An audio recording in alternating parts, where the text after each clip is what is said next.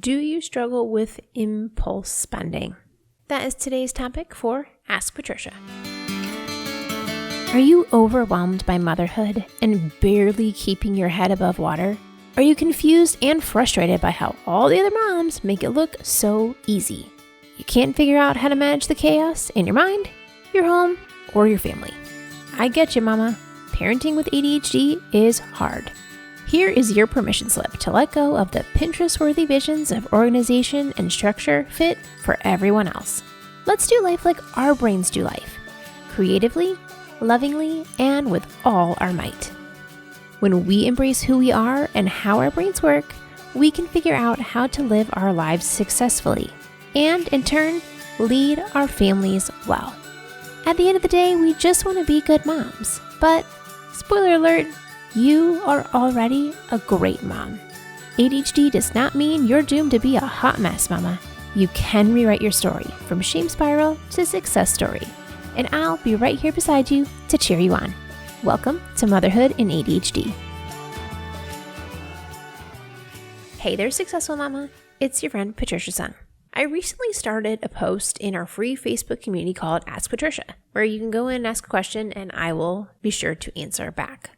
And some of the times it's really easy because I have an episode on that. I'm just like, hey, go listen to this episode. Here's the answer. And then as I'm, typing away, and I'm like, ooh, I have a lot to say on some of these topics. And then in true ADHD fashion, I'm like, oh, what if I made these into an episode? So I'm giving this a try. Tell me if you like this format and maybe it'll become a regular thing. I'm all about testing new things, right? So here's our very first Ask Patricia question from our Facebook group. And if you haven't joined, this is a really great way to get answers to your questions, not just from me, but from all the other moms who share advice and tips and tricks and what is working for them. It's really great to crowdsource with people who understand how your brains work and you don't get lame advice back, okay? So you can search through the group and find all kinds of info on different topics. Highly recommend. I'm clearly not an objective party, but I do invite you to go join the Motherhood and ADHD Facebook group. It's totally free. So I'm going to play the clip for you of Irina explaining her current conundrum about impulse spending. Hi, Motherhood and ADHD podcast. I have a question for you. How do you handle finances as someone with ADHD when you have a partner, but also struggle with impulse spending? So my basic story is that I am the chief financial officer of my family, and I am actually really good at budgeting and tracking our money. However, I actually also struggle with my own impulse spending. A lot of people tell me to do things like have my own personal budget for the things I want.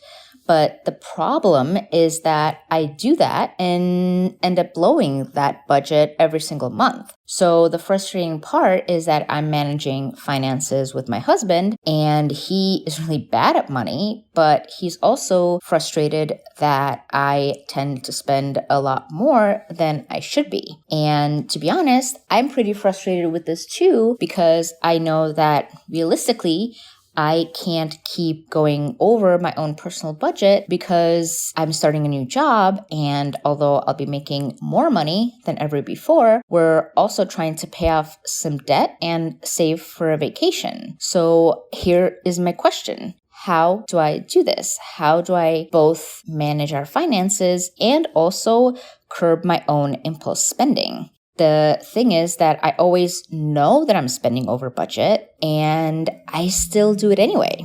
And this is a really big struggle. So I would really appreciate your help. And thank you so much, Patricia.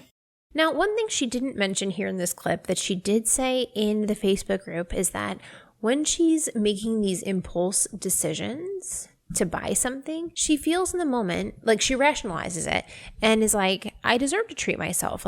And she wraps her brain around, why is this a good idea? And does it. And then it's later when she's like, ooh, that's not what I wanted to do. And that's a key component, I think, in this conundrum. So first off, you have a budget in place, but some people do not. So that's where you need to start backing up if you need to figure out even what your plan is. I have several episodes for that. Actually, back in the day, the beginning, I had quite a few episodes on just wise money management, I think was the series. So If this is an area where you struggle, you don't have a budget, you're not good at savings, you're overdrawing your bank account, I got stuff for you, okay? So go back and listen to episode 22. That's about how to put money in your savings account. Episode 23 is about not overdrawing your account. Number 24 is how to pay your bills on time. Number 31 is about how to make budgets. And number 32 is about prioritizing where your money is spent. Now, I worked in banking for many years, so I got a little inside scoop on how to do several of these things. So that's step one. But you clearly have a budget. You've already got that part down. You figured that out. And I was laughing as I was like circling back to these because sweet Irina actually recorded this for me a while ago. It was like literally right when I got COVID and I was out and down for the count for like a solid month. And I'm still trying to pull it together. And I was like, I really want to get this done. So what reminded me of it is I was talking to my friend Liz a couple days ago, and she was saying the same thing. Like, I have a budget, but it's all the little things that get me off guard, that like last minute decision to pick up dinner, or, stop at the convenience store when I get gas, or let me just grab this extra thing at Target. All of these little things are what are blowing out the budget. It's not the big decisions of your housing or saving for a vacation. Like, it's not to say that you shouldn't do anything fun, but all of these little impulse buys are the ones that are taking you down. All that to say, this is a common thing when we have ADHD. So what do we do about it? We often know in many problems, not just here, but in most problems, we often know what to do. We know the answer is have a budget, make smart decisions about your spending. But then we get stuck with the how and then the doing of it. So knowing the way to do that and then actually doing the thing. So let's start with how.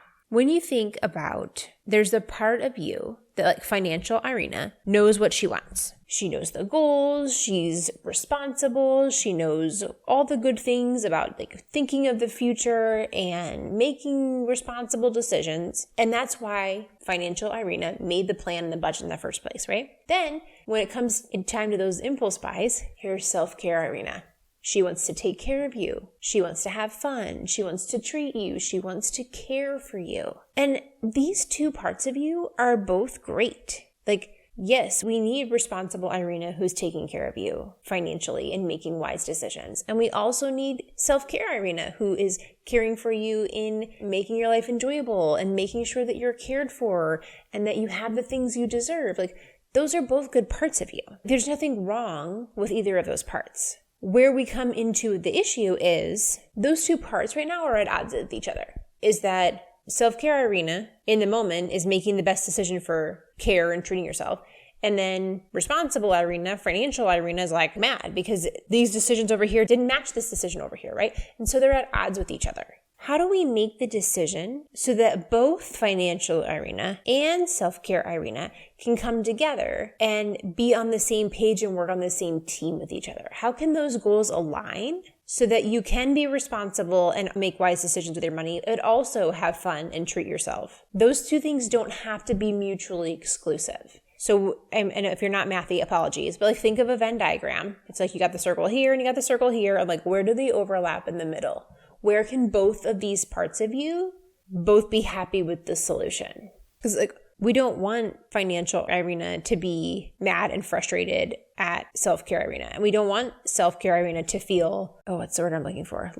Deprived and life's no fun and you aren't treating yourself well. You can do both of those things in a way that matches them both when you've thought about it ahead of time. So this is where the planning part comes in of here's our planned boundaries around spending and here's our planned ways of treating ourselves and here's where they overlap with each other. So we know that there is a solution there. And that will be different for everyone. Everyone has different priorities on how they spend their money, how they treat themselves, what's valuable to them, what makes them feel special. So write down that list of the two things of how they overlap together. Now for the doing part. How do we actually do the plan that we came up with? First off, I'm going to say, you don't have to be perfect at this plan. You don't have to execute it exactly to be a win. If you even do this plan half the time, then you have half the time that you're kicking yourself and beating yourself up and talking to yourself poorly about how you didn't do it. So anytime that this works, that you remember, that you pause and come up with another solution, like that's a win. Even if it's 1% of the time more than you used to, a little bit is better. This is a muscle you're building. It's not going to all magically be different tomorrow. Fair warning, okay? So how do we actually do this? You have your list of the ways that you feel like you've been financially responsible, and you also have the list of the ways that you feel treated and well deserved, right? My first question is, like, I still want you to be able to be spontaneous and fun and all, but within the bounds that still feel good for you. Because spontaneous doesn't have to be like no boundaries. Spontaneous just means you decided in the moment.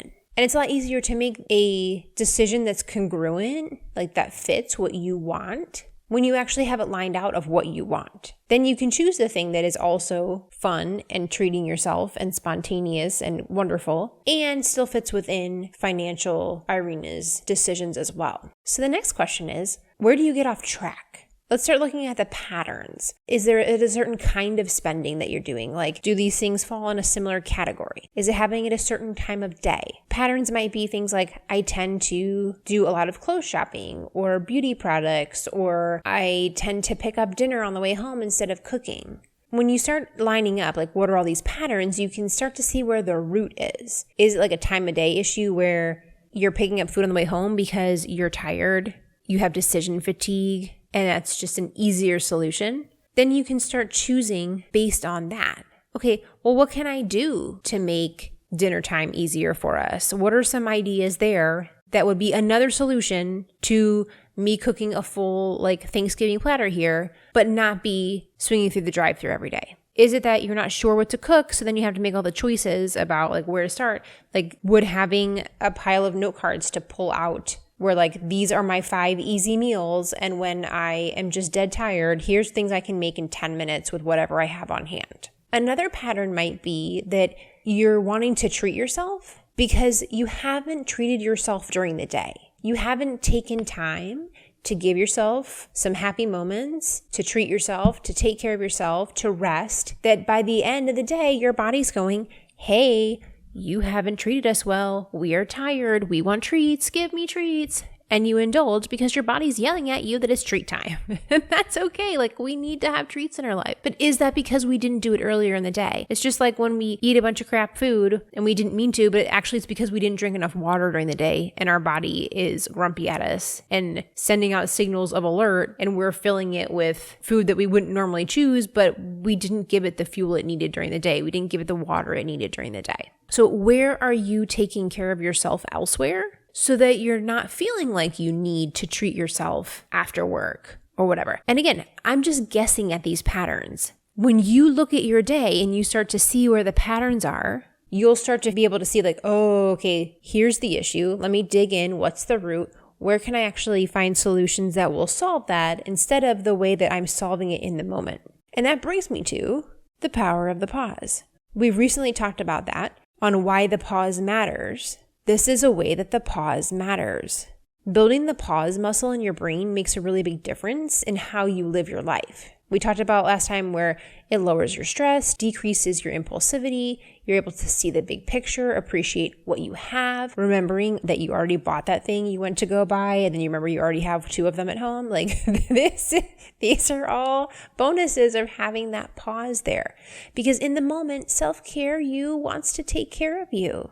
And that's wonderful. And when we pause, we can build the muscle. The first step is just recognizing, like, thank you, self-care me. I really appreciate you wanting to take care of me right now and giving me a treat right now. And you know what? These are the ways that I can treat myself right now without hurting or ignoring the other parts of me at the same time. These are the snacks I have on hand that are in alignment with healthy me. These are the ways I can treat myself that are in line with financial me.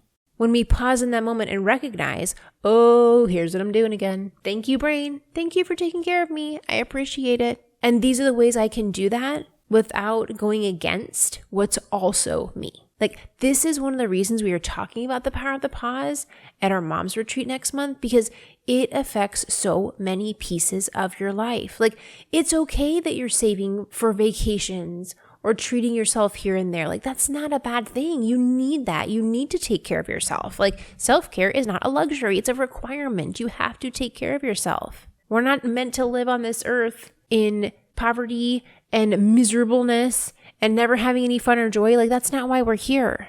I want you to take care of yourself. I want you to treat yourself. I want you to go on my mom's retreat.